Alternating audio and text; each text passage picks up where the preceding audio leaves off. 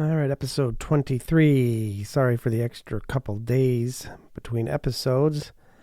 Had some things going on this week that I thought I would wait a little bit. I went to a bike show, Chicago Midwest CABDA show, the Chicago Area Bicycle Dealers Association.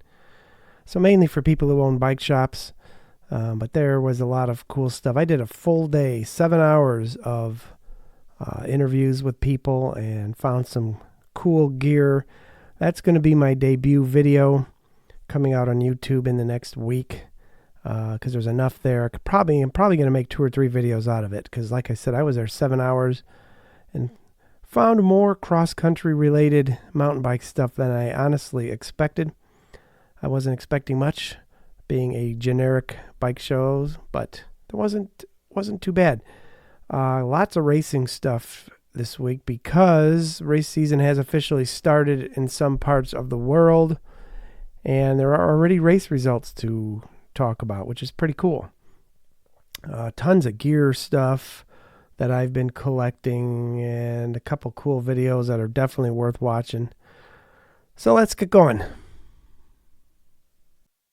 This is Short Travel Magazine. Travel Magazine.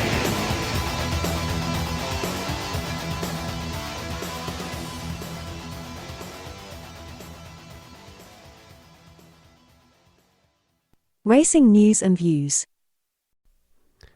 All right, first and foremost, mountain bike race season has officially began.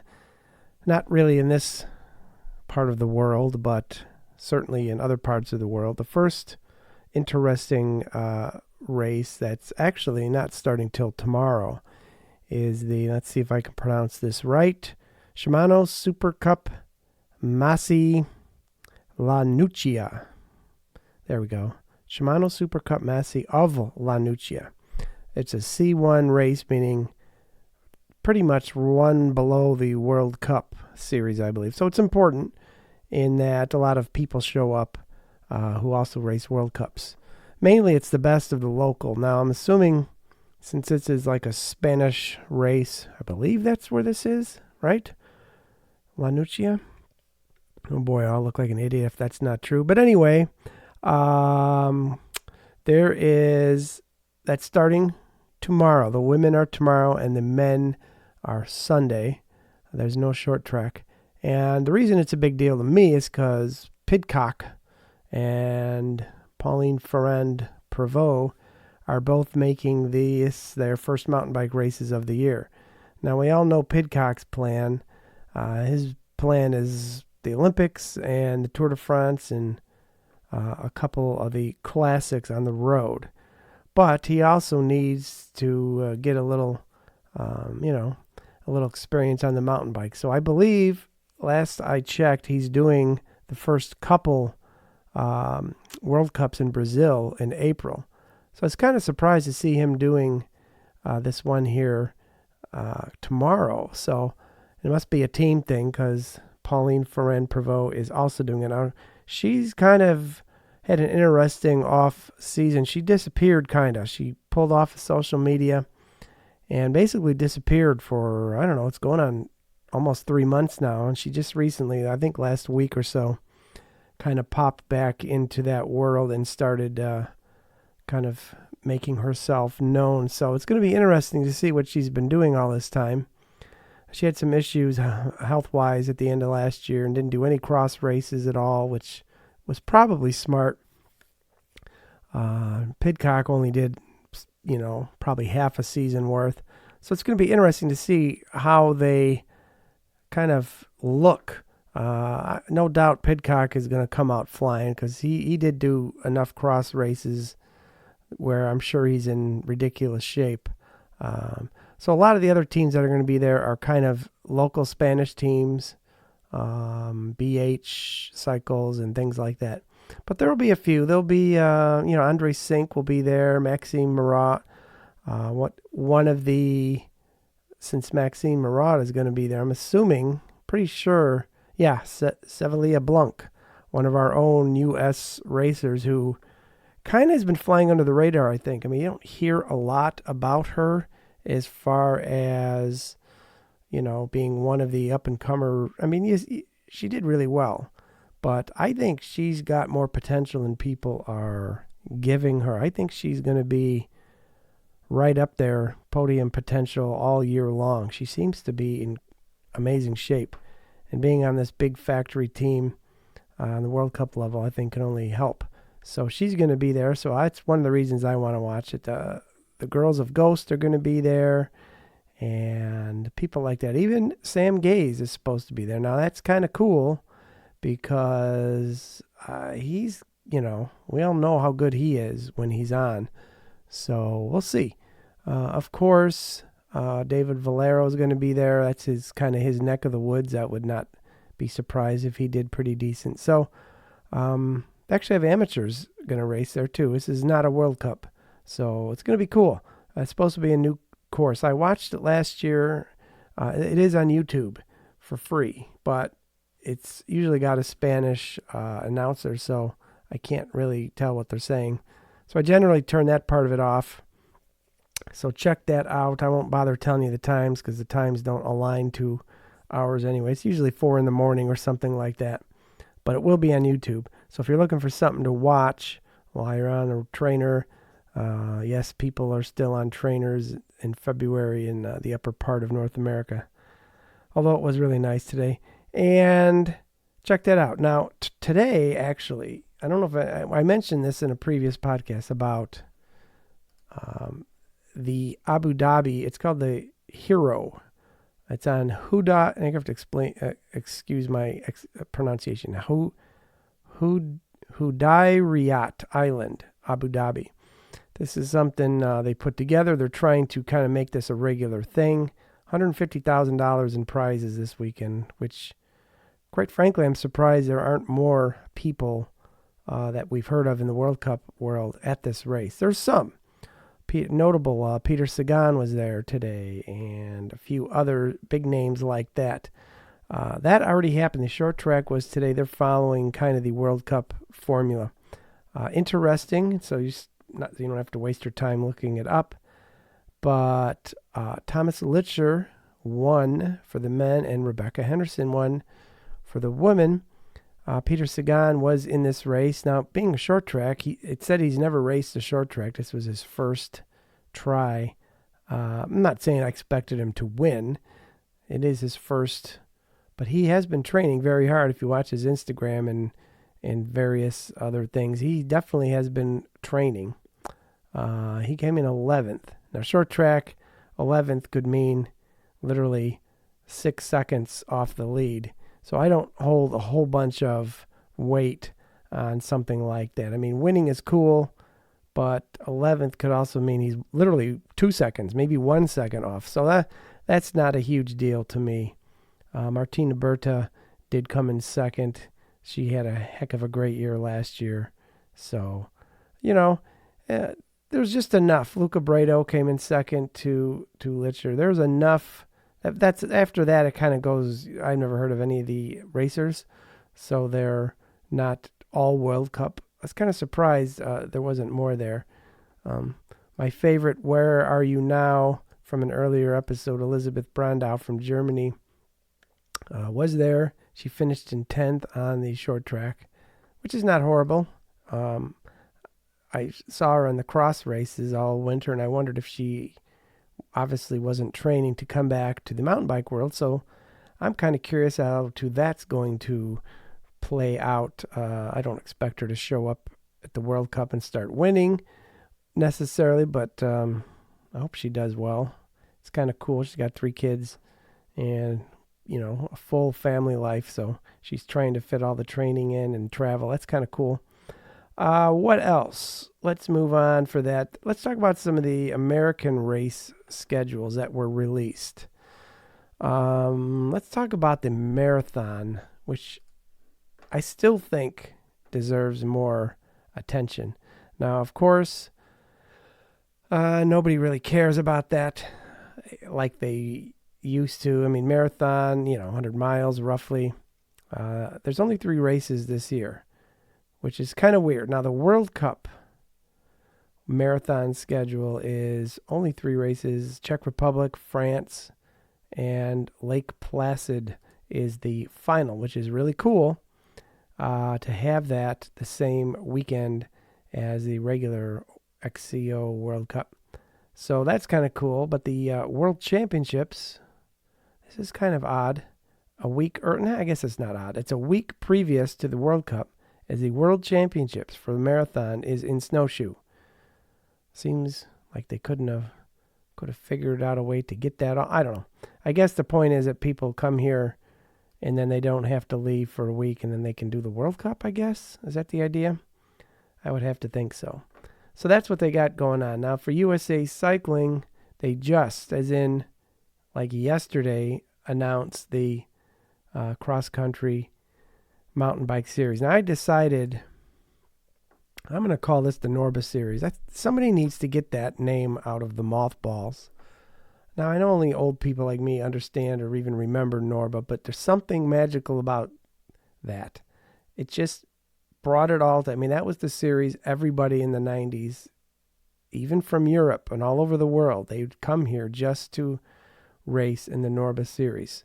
Now, this year they're not calling it, what was it called? The Pro XCT and all that. They keep changing the name of these things. I think it was called the Pro Cross Country Tour. That's what it was. Nobody called it that. That's just goofy. So this year it's the Cross Country Mountain Bike National Series. That's even more words. How about NORBA? I know NORBA is trademarked and somebody probably owns it and nobody wants to use it. But I'm going to call it NORBA from here on out. So like you see on legal documents, anywhere you hear me say NORBA, I'm talking about the 2024 Mountain Bike Series for America. Now, there are 8 races. That sounds cool. Is anybody going to actually travel to them all and try and win this? I can't imagine anybody gives a hoot. It's so sad. The Lifetime Grand Prix, which I could rant for an hour on that, has completely, in my opinion, taken all of the cross-country attention away, and many of the racers who would be focusing on doing this cross-country thing are doing the gravel, they call it off-road. It's not really mountain biking, even though they have a mountain bike race or two, but most of them are not real mountain bike races. They're more like dirt road races, which are cool. I've done a few of them myself, but that's not a mountain bike race in the traditional cross-country manner. So you got your California, then you go to Tennessee a day later, and that makes no sense. But you got March 23rd, California, and then the next day it's in Tennessee. So I'm assuming they don't plan on anybody to actually do this. And then a week or two later, and down to Fayetteville, Arkansas. Then you got a Louisiana. Now, May 8th through 12th, that is kind of cool. They got your American Continental Championships. That's not national championships. They used to call that the Pan Am Games. I guess they're not calling it that anymore. That's in Utah in May. And then you got your Inglewood Open, May 17th to 18th. Now that's up in Wisconsin. That's one that I will be going to because they do have regular Wisconsin amateur races that I do. And then May 31st, my birthday, down to Virginia, over to Virginia, I should say, and then Missoula, Montana in June. So the whole thing is over by June 8th, March to June. 8 races. I'm assuming they're going to give an overall winner. I'm going to try and follow this as if it was an actual series that people are trying to win. I can't believe there's going to be many racers who are going to go to California on one day, all the way to Tennessee, then down to Arkansas, Louisiana, all the way out to Utah, Wisconsin. That's all over which is cool. It's all over the place. Gives everybody a chance.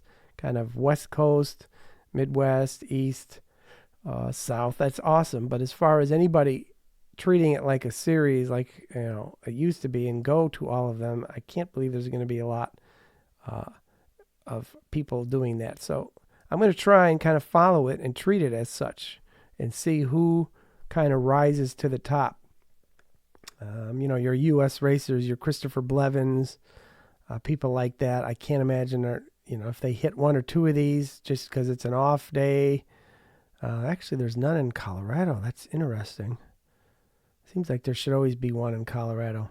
Maybe if there's no World Cups in May, maybe they'll do the Continentals. I'm just rambling now. But anyway, that's that. So why they just released that now? I mean, March 23rd is what? 6 weeks away, and they had no schedule. I don't know. Seems like that should have been out last year or first of the year.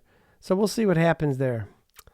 I could talk about a few other things for racing. Got World Cup coming up, not till April, so there's nothing much to discuss for that. Kohlhavi is definitely returning to cross-country racing. Now, everybody knows back in the day that dude was a beast. He won many things. He used to be one of the few who could give old Nino a run for his money.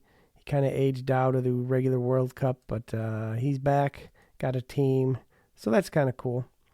All right, let's move on and do some quick gear talk, and we'll go from there. Thanks. Changing gears. More new stuff we don't really need. Well, gear, new bike parts. Here's my confession. I am going to buy, now I say this now in February, I'm going to try. I do not have a history of having great willpower in this department, I will admit. I'm going to try not to buy anything new this year, at least nothing significant, no new bikes. Boy, that's going to be rough, because this is the year that I'm kind of ready to buy a new one. No new bikes, no new wheels. Again, I got a lead on some killer cross-country race wheels. I'm going to try very hard to not do that. Interesting thing, as I mentioned in the intro, went to a bike dealer show yesterday.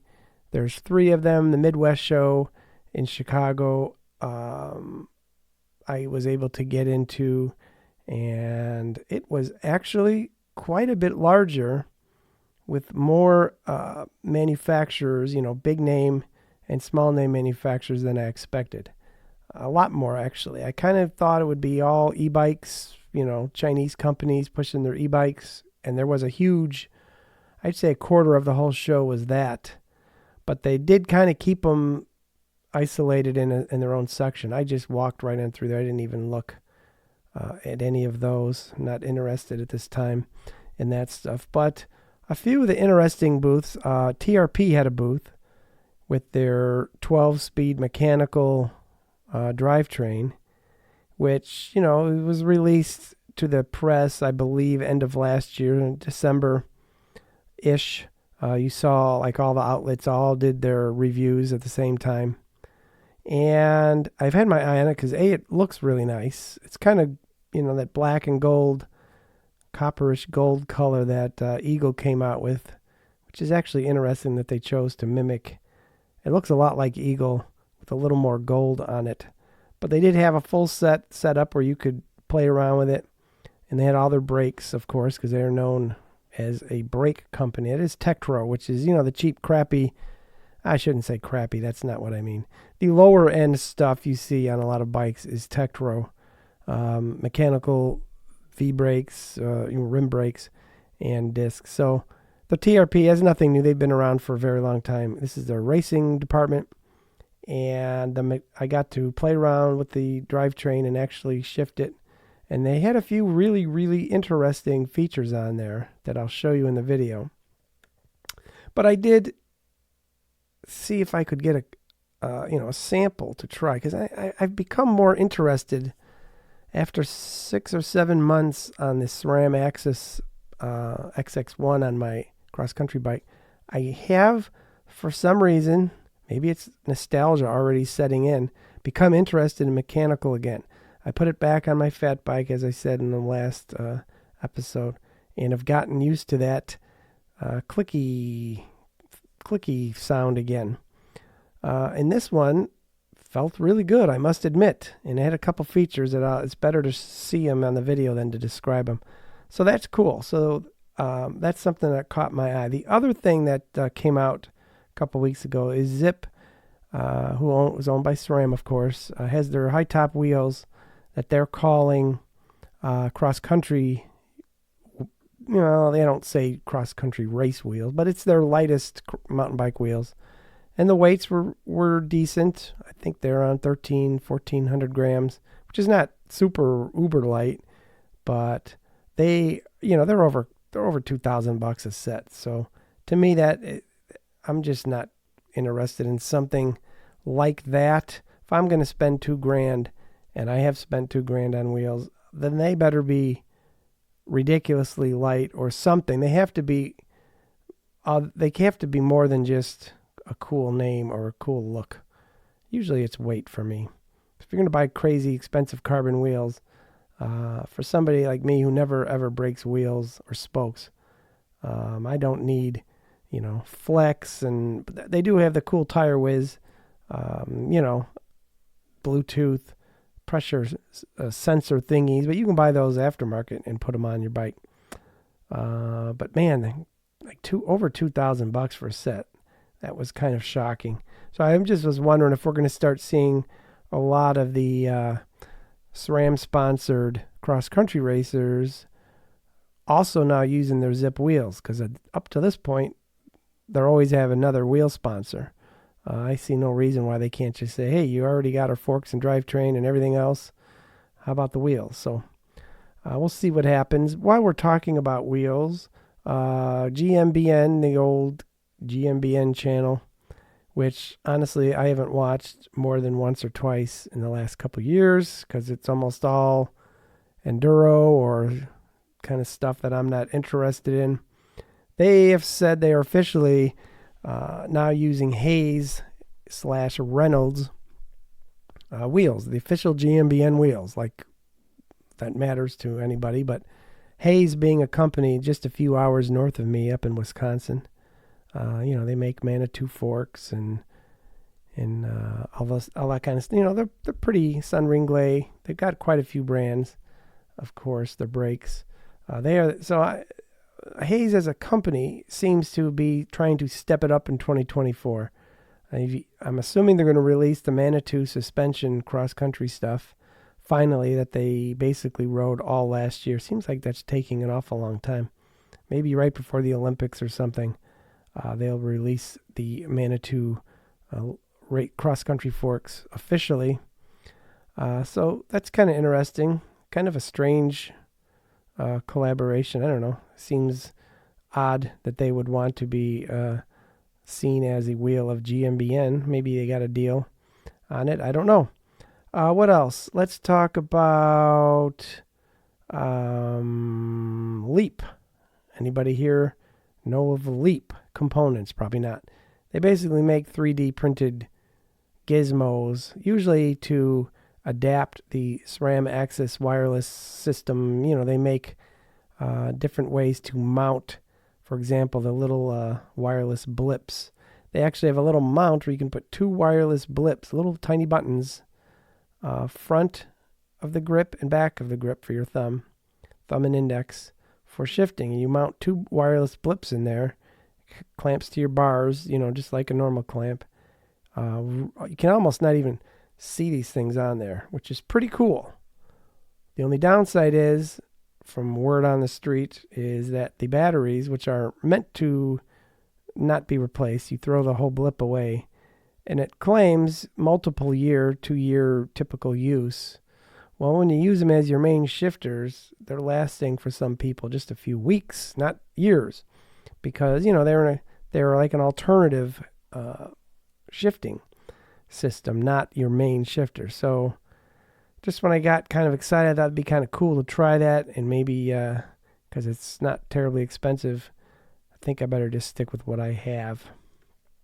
Yeti, let's talk Yeti. Everybody loves Yeti. Well, I've never had one. I just remember back in the early days of mountain biking, Yetis were A, super expensive, and B, really cool. They looked cool. The team was cool. They were Colorado. Everything about them I liked. They had Fred the welder making stuff for them. Or is that Chris Herting from 3D Racing? I could be wrong. Anyway, they were cool. They keep teasing a bike, at least they did a week ago on their Instagram. They kind of blacked out the frame, or actually blued out the frame, so you couldn't see And it was definitely not. So everybody on MTBR was trying to figure out, what is that? Just by looking at the photos. It looked like a cross-country bike. It had like 2.4 at the worst tires, thin tires, and the frame was thin, the tubes were thin. There wasn't really any room for a motor. And I don't know, we were all saying, wouldn't that be cool if Yeti came out with an actual cross-country race bike, like Santa Cruz with the Blur. That was my example. They kind of were gone for the cross-country world. You didn't see much of them. Then they showed up with a team in Italy and their team in the U.S. with Keegan and the like. And now, to me, the Blurs are, right at the forefront of modern cross-country bikes. So it'd be kind of cool to see a Yeti cross-country bike. I have no idea if that's going to happen or not, but we'll see. One last thing here for the gear section. I've been obsessed for many years with my little tiny seat bag that I don't race with it generally, although I might this year. I like the ability to shove a bunch of stuff in this tiny little bag. It's actually it's the smallest road size seat bag I could find. It's kind of a flat, wide. It's not the kind that hang down. It tucks under the seat. But, I realized last year I didn't have a chain braking tool of any kind. I didn't have enough tire levers. There was actually a few things I realized. This ain't much of a seat bag if I only have a tube, a couple CO2s in there, and a really crappy mini tool that probably wouldn't be able to fix many, So I thought, you know what, I'm going to rethink this. So I contacted a company in Australia. I found the main thing for me is a pump. I still feel safer having a manual pump with me. I've had issues the last couple of years with CO2s where I'd blast one by mistake. The little head thing on there, the little CO2 heads, I've got 4 or 5 of them, and 1 or 2 of them seem to work very, very reliably, and the other ones I seem to have issues with, and I end up blowing half a cartridge before I can get it on the stem. So when I go on really long rides, I do throw a little mini pump in an extra frame pack that I use, but I don't like to use that frame pack all the time. So anyway, I've always been on the lookout for a very, very, very, very, very small manual air pump. And so far, nothing has come across my view that would ever fit in a tiny seat bag. They're all just too long. Even the smallest ones are too long. So I find this one. It's by a company called BBB. They're in Australia, I believe, and it's called a double shot pump, and it's about the length of a CO2 cartridge, and it screws together to double in length. And I'm seeing if I can get one because that might actually fit. Now, this would all be wonderful, except at the show, Cabda show, Wednesday, Presticycle. Is anybody here familiar with Presticycle? They have been around a very long time. To me, the Prestiflators, the inflators for the pumps and the air compressors were kind of their thing. I mean, I'm assuming that's where the name came from. Prestiflate, I believe.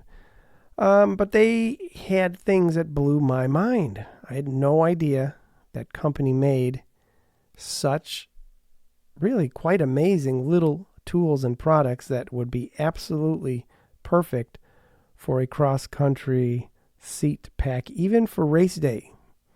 My favorite thing was a little pump. I am talking, picture 1 25-gram CO2 cartridge in length and in diameter. That's it. That's the whole pump. Nothing else. The head on the pump is the same head you use for your CO2 cartridge.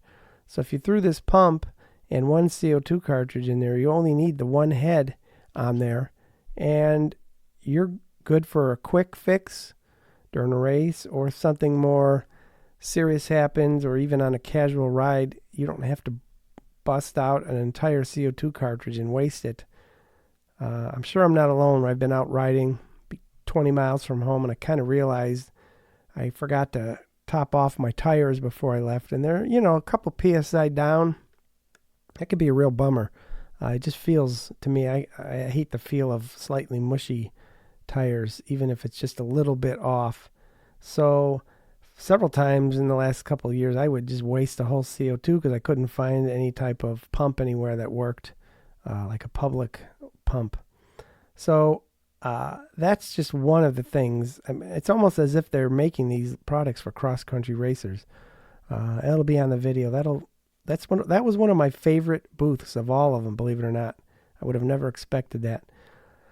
So that's cool. So let's wrap this up. We're going to do a couple quick little tidbits, and then we're actually done for now. Because the next time you have a way to interact with Short Travel will be through video. I'm still going to do these podcasts. I'm probably going to do like a Rogan format where I record the podcast as a video, and therefore I can show things visually, and the people who only want to hear it can listen to the podcast all by itself. So we're going to try that. We'll see what happens. Or I may keep them completely separate. I'm not quite sure. We'll see what happens with this first batch of videos. All right, let's do some quick tidbits. Interesting tidbits. Curated just for you. All right, let's wrap this up with 4 interesting tidbits. I find them interesting. Now, have any of you seen the Cycle-On speed brake roller? Now, this is for a bike shop. Or a race team. This is not something I would imagine the general public is going to buy and put in their garage. But it's a device that will, you take a fresh rotor out of the package and throw it in this thing, and it will bed the pads and rotors together without having to take the bike and ride it down the street full speed. Most people I know don't probably even realize you're supposed to do that on a fresh set of pads and rotors. You're supposed to literally pedal, fast, 20, 30 miles an hour. Okay, maybe not 30. As fast as you can, and then wail on the brakes, come to a stop, and do it 20 to 30 times is what I believe Magura and a few of the big brake companies recommend. That's a lot. So you're supposed to do that to, kind of get the pads and the rotors meshing well together, get some of the surface kind of roughed up. So this machine, you throw it on there, boom, hit a button, it does all that for you, and you're done. Kind of cool. Of course, it costs hundreds and hundreds and hundreds, if not thousands of dollars. But it made me think of that because at the CABDA show, TRP has a $500 brake bleeding machine. It's not very small. It's maybe a foot square, all metal, and it's got the hoses on there, and you basically take a bike, pop these hoses. Anything that takes mineral oil will work. So Shimano, TRP, I think he said a few other brands, I can't remember. Hayes maybe, I don't know. And you just put the hoses on the bleed ports, and this thing will pump and cycle the fluid right through your brake lines, and you're done. Let's say you have, a 2-year-old, 3-year-old brake installation that you've never changed the fluid. Now, I've never had a problem. I've left my fluid in my brake lines for 5-6 years. Only changed it just because I thought I would. I didn't notice any difference. But, there are people who are much more hardcore than me who would want to do that. Certainly at a shop, which is what this tool was made for. You would just put it on there. It will push out all the old oil. It has a little canister in the back where the old fluid goes. And it not only fills the entire calipers and lever and brake lines with fresh fluid, but it pushes all the air out automatically. You pop them off, put the caps on, and you are done. Very cool. It's one of those things that I guess if money was no object and you had a whole bunch of bikes, it would be kind of the ultimate device to have. But, $498, that's dealer cost. That's not going to happen.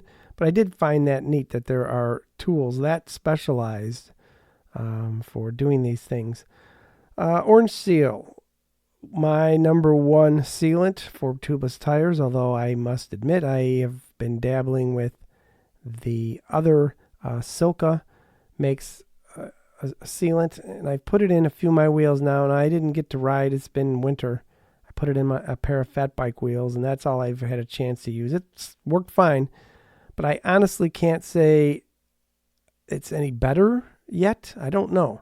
I like Orange Seal. It's the only fluid I've ever used, and they are now the official sealant of the whole Epic Rides series. Now, that's a big series of mountain bike races, some pretty brutal races. So that's kind of cool. I got a soft spot for Orange Seal. Everybody knows Stans. Got nothing wrong with Stans. A lot of people use it. I just have never used it. And I always kind of like the underdog. So to think that Orange Seal could come up in a market where Stans already kind of ruled. I mean, they were number one. I just was kind of rooting for them. They instantly sponsored cross country and mountain biking teams themselves. They didn't just, throw a logo on a jersey. They actually had their own teams. They still do. So that's cool. I like that. Let's talk about Van Rysel, right? Road. It's a road brand. And the only reason I'm bringing this up, because of what they did, I believe, I'm going to sound like a fool if I'm wrong, I think that's that's one of the decathlon brands. Not decathlon, I don't know. Basically the Rock Rider, the team where they're, have their stores and their retail stores, sporting goods, and they're kind of, big in the cycling world now. But they have their own team and they have their own World Tour Pro bikes, but they admitted that they bought one or more of all 18 different bikes that are used on last year's World Tour. And now think about how much those bikes cost. Those are, 10 to 20,000 each, I'm guessing. 10 on the extreme low end retail. Most of them are 15. So they bought 18 of them and measured and tested and used those as a starting point to build their own bike, claiming that their own bike is superior in many ways and at least equal. Think about that for a minute. I wonder if, I highly doubt Specialized is buying, a bunch of different mountain bikes and looking at them. And no, I guess it only makes sense if you're a startup of some kind. But think of what you could learn if you had, let's say 15 different frames or bikes that are in the World Cup mountain bike cross-country race right now. I mean, the Rock Riders, Specialized, Cannondale, Orbea, all of them. Imagine you had them all and you were an engineer and you could study them and take them apart, maybe even chop them up, look how they're made, and then design a frame to equal or better that. To me, that's kind of a cool way to make a quick entrance on the bike world and claim that your bikes are every bit as good as everybody else's. So that's kind of interesting. I thought that was cool. Lastly, Zwift is supposedly, and this is not hard to believe, they are planning on testing Vision Pro, Apple's new goggle things, to be used with Zwift. Now imagine, this is nothing new. They tried this several years ago. They had a prototype using the Oculus something or other, where you'd wear the goggles while you were riding on your trainer, and instead of you looking at yourself as a little icon on a screen 4 feet away, you were in Zwift, you were in Watopia, and you could look to your right and left and you'd see the worlds. I mean, it sounds amazing, of course, but the first thing they said is that they never pursued it because they're very warm and heavy, and if you start sweating, it was kind of gross to have this thing smashed up against your sweaty head while you're trying to train. And I can't believe that the Vision Pro would be any better. If anything, it's worse. It's got a huge, like a seal around your face. So I don't know. They said they've already got one and they are testing it, but the first thing I thought of is motion sickness. I actually am one of those people who, I don't know if it's an age thing or just the way I'm wired, but I cannot handle those rides at like a Disney World or Universal Studios, or in my case, the last time I went on one was in Las Vegas at the Luxor. Is that even still a casino out there? They had this deal where you could go in and sit in a chair and the the chair basically moved around, and there was a huge screen like a few feet from your head, and it really felt like you were flying through, through the air, through a cave, and then you'd hit bumps and your seat would move. I mean, it was completely immersive, but by the time that thing was over, I was completely trashed. I actually remember laying down on the floor in the gift shop on the way out for at least a half an hour while my not then wife, girlfriend, walked around the gift shop waiting for me. She was perfectly fine. She thought it was cool. It happened again at Disney World. There was a ride very similar to that about 7 years ago, and I just opted out. Took them almost 3 hours to get through the line and go, and I just sat in the waiting area and took a nap. So I can't imagine strapping something like that on my face where you're in the world and things look like they're moving. I don't know. I just don't think it's going to work quite as well as you would think. The human head and vision is very strange. For example, I remember when Zwift came out. It never came out as an official thing. They have a mountain bike trail, an actual, like a cross-country trail in the Zwift world. I can't remember the name now. Something, I don't know, Repack Ridge or something like that. And using my kick or climb, which raises the front end of the bike as the virtual incline happens, it was one of the most realistic 3 or 4 minutes I've ever had indoors. With the combination of Zwift and the left and right turns and my bike going up and down, I actually got motion sickness about halfway through. Not serious to where I had to lay down, but I felt it coming on. And I was just looking at a TV screen 3-4 feet away. It's not like I was isolated in with glasses or in a dark room. It still freaked out my equilibrium a little bit. So I can't imagine what it's going to do. Maybe I'm wrong. Maybe because it's so close to your eyes, none of that is an issue. But that kind of is the ultimate, to be able to actually feel with the wind blowing on your face, feel like you're riding in another world. That could be truly mind-blowing. So 5 years from now, we'll probably be talking about, you remember when you used to just stare at a screen and pretend like you were riding a bike in your basement? Or we could still be doing the exact same thing and none of this ever panned out. And with that, I am done. Check next week. We'll have a video up, and that's when the fun really begins. I've got a lot of good stuff coming, interviews and all kinds of stuff. I'm kind of excited about it. So thanks for listening, and I will see you soon.